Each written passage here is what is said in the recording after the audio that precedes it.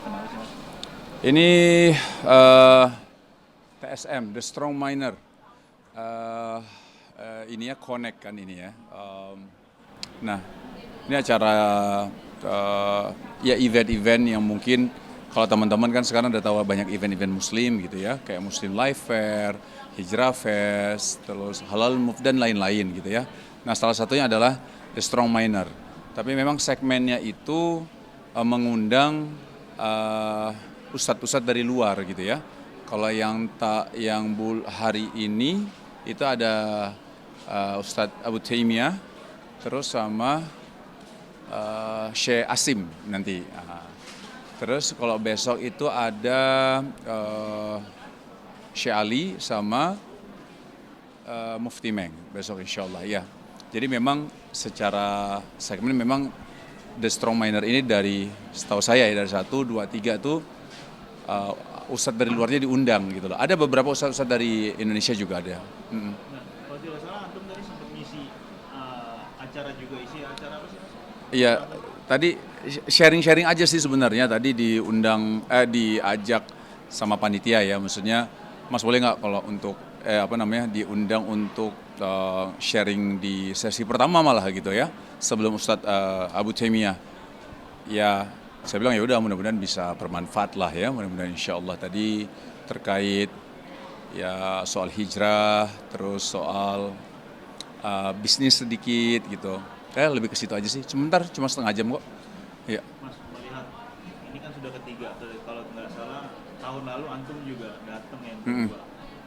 Sekarang lokasinya berbeda. Apakah masyarakat antusias begitu besar yang datang tahun ini khususnya atau seperti apa? Kayaknya itu harus lihat dari tanya sama panitia mungkin ya. Kalau misalnya secara data saya nggak tahu deh kayak gimana. Cuman kalau ngeliat ini cukup ramai juga yang hadir. Cuman kalau misal orang tanya kan enakan mana ya mungkin ada penilaian masing-masing lah. Tapi kalau saya rasa kehadiran hari ini saya lihat cukup ramai dan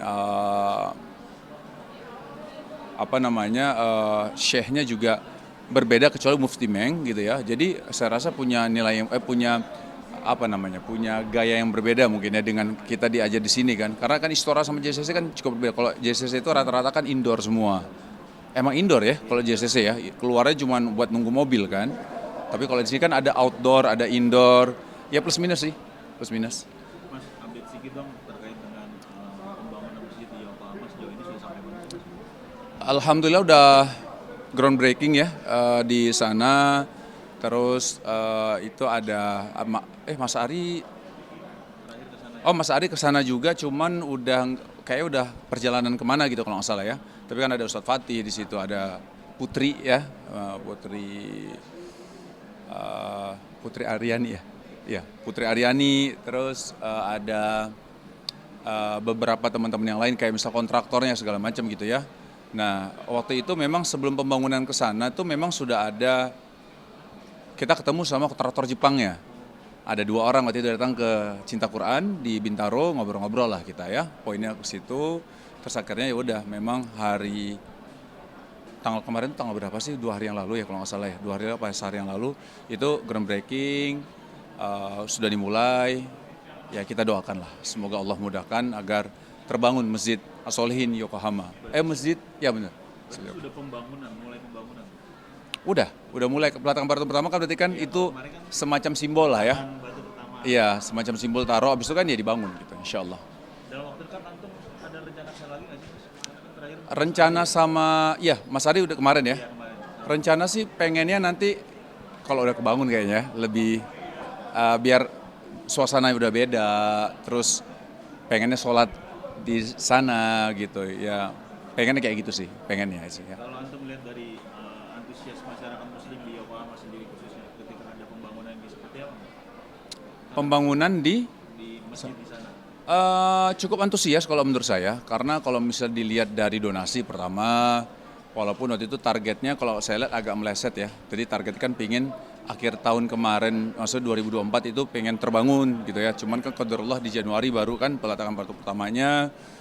Cuma kalau saya rasa sejauh ini cukup antusias, orang Indonesia kan terkenal ya dengan dermawan ya. orang-orang paling dermawan gitu ya. Insya Allah mudah-mudahan dengan harapan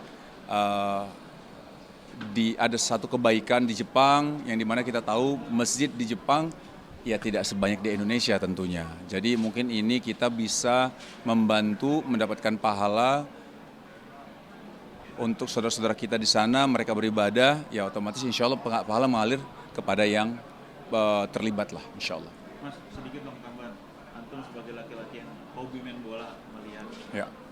Nanti sore nih pelatih baru kita timnas Patrick itu datang ke tanah air. Sepertinya Mas mungkin ada harapan-harapan atau mungkin kontroversi kemarin tuh antum kan sebagai pemain bola aktif nih pasti tahu banget gitu. Gimana melihatnya Mas pergantian pelatih kita lagi? Pertama kita doakan pasti ya terbaik untuk Indonesia ya, apapun yang terjadi ya kita tetap harus support. Cuman jujur saya berapa hari itu saya sedih sebenarnya sih. Jujur ya. Ya kita kan jujur deh sedih. Banyak lah kan harapan kita tuh ya, orang itu kan ada kelebihan kekurangan lah. Kita nggak bisa berharap dengan semua kelebihan terus diharapkan sempurna. Misalnya dia ada kekurangannya di B, C, D.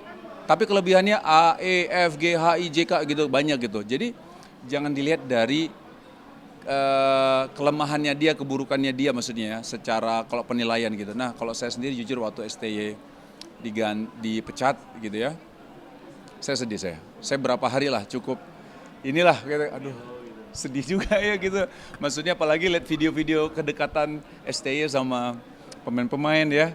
Terus para pemain juga yang muda-muda kayak ngerasa ada banyak dibantu, artinya diberi kesempatan untuk berkarir gitu ya di timnas, apalagi pemain-pemain luar kan. Sedih lah kalau menurut saya sih, maksudnya tapi ya bagaimanapun juga apapun keputusan dari PSSI ya kita hargai itu satu. Jangan lagi terbawa apa yang namanya ya suasana, ya jujur saya nggak setuju SDY dikeluarkan, tapi apapun keputusan PSSI ya kita harus support dan dukung. Bagaimanapun juga ini kan perwakilan dari semua masyarakat Indonesia. Harapannya semoga PSSI bisa membawa sepak bola Indonesia itu ke kancah Piala Dunia. Nah, kalau kita ya kan kemarin menang sama Saudi nih. Harapannya nanti menang sama Bahrain, sama yang lain-lain gitu kan, dan bisa masuk Piala Dunia. Ngebayanginnya tuh STY itu udah setengah gitu loh.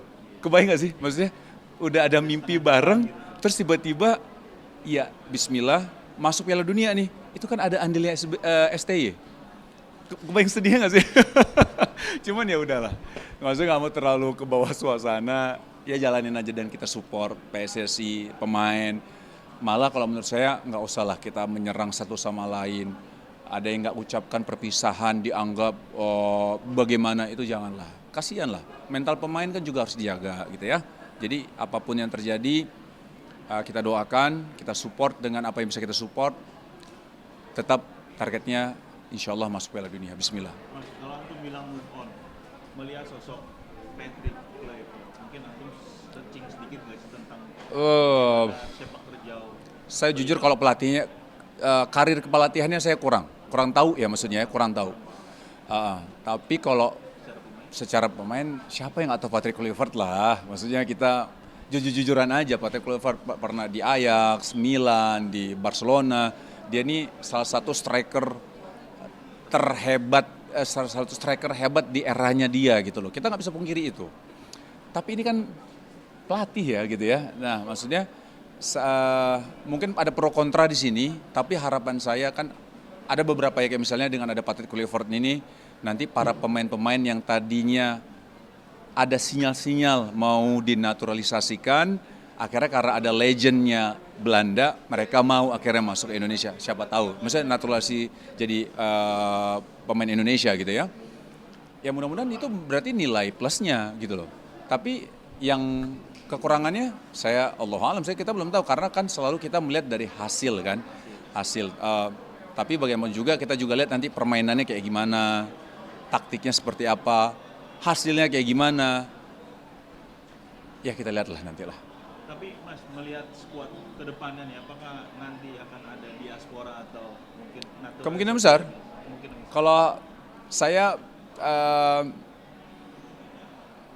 salah satu yang pro lah dengan pemain-pemain dinaturalisasi gitu ya, kayak misalnya nanti katanya kabar terakhir Ole mau gabung gitu ya, bismillah lah.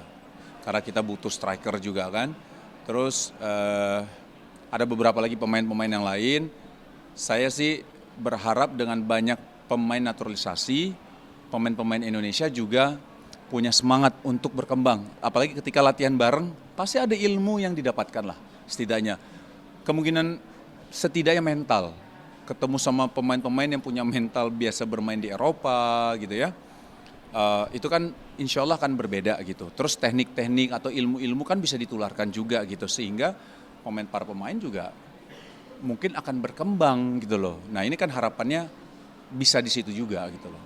Baik Mas, harapannya doa karena event kedepannya setelah pelatih baru ini 20 Maret kalau tidak salah Ya, akan ada kualifikasi Piala Dunia untuk betul. gimana? Ya insya Allah Maret kita akan bertanding lagi di pra Piala Dunia ya, kualifikasi. Kalau sebagai masyarakat Indonesia pastinya kita berdoa, kita harus support, kita harus dukung timnas Indonesia. Terlepas pro kontra yang terjadi, terlepas kontroversi yang terjadi ya jangan inilah, kita nggak usah terlalu gitu, tapi balik lagi harus move on kita nih. Dibilang nggak gimana, kecewa nggak ketika STI dikeluarkan? Saya salah satu orang yang kecewa STI dikeluarkan, tapi nggak boleh kecewa terus, ke bawah arus terus gitu. Jadi yuk kita move on, kita dukung timnas kita dengan support yang bisa kita lakukan, dan bismillah dengan itu mudah-mudahan baik pelatih baru dengan ininya ya, para asistennya pelatih gitu ya, sama pemain timnas, mereka punya mental yang kuat dan harapan yang kuat, chemistry yang luar biasa, sehingga insya Allah kita bisa melaju ke Piala Dunia insya Allah.